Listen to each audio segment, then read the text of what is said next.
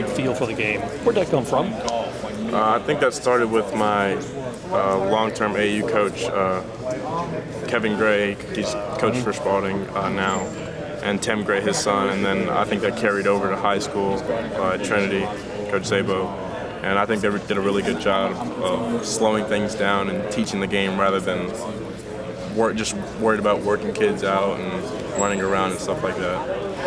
I think you were doing some really good things as soon as practice started here, and then you had the shoulder injury. Do you feel like it set you back much? Yeah, it set me back just like physically, but I mean, me being on the sidelines, watching everything, I feel like I'm pretty much caught up. Well, the good thing about a shoulder is it's not a knee or an ankle. I guess you can at least to some degree maintain your conditioning. Yeah, I mean, I've been conditioning for a while now, and I feel like I'm back up to speed and jumping in some drills for practice and stuff like that. Do you see yourself as a point guard or more of a two or just a player? Right now, I'm only playing the point position, so I mean, and I love to pass the ball, so I think I'm a point guard for now.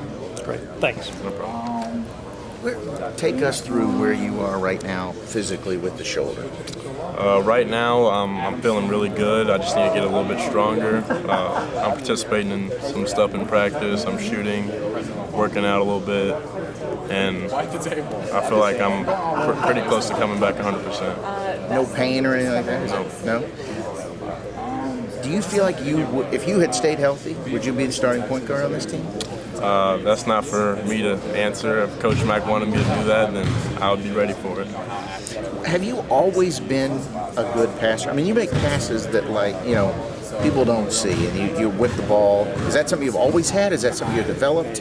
I was always the unselfish kid. Like, I'd be the guy to get in with the kids that don't play, and then we'd be up 20, so I'd make sure everyone's, looking to get their shots up and whatnot, but I mean, I guess I see things develop before they actually happen, and I feel like that's one really good thing I have about my game, so I try to keep that refreshed every time I get on the floor. Where are you mentally? How tough was it when you had the injury? And at that point, you probably don't know how serious, how long you're going to be out, compared to where you are right now, where you seem to get a little bounce in your step because you're back, right? It didn't seem that serious after I was told, but I feel like the day before my surgery, that's when it really started hitting me, and then watching that first 2 weeks of practice of me just sitting on the sideline, not being able to run or do anything at all. I mean, but now it's like if I'm not doing anything or I'm bored, I can come to the gym and get shots up, and that's really a stress reliever. I'm Kim, by the way. All right, nice to meet you. He's got some questions for our game program. When you're on it, we do Q&A, so that's what those are. Okay. I'm gonna definitely bring it back, Coach. What is your major? Sports administration. Do you have any relatives that have played college or pro sports? Ray Spalding played here, cousin. Who was the biggest influence on your life growing up? My mom. Best advice you've ever received? Patience is key. If you didn't play basketball, what would you be doing? Probably playing football. What part of your game are you the most proud of?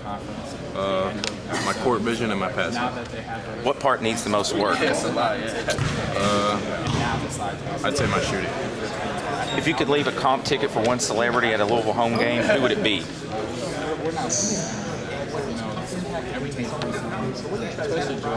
I'm gonna go with Drake. Actually, not Drake. Jay-Z. What is your comfort food? I really like oranges. You could have dinner with 3 other people from any time in history. Who would they be? Barack Obama, Martin Luther King, and Mac Miller.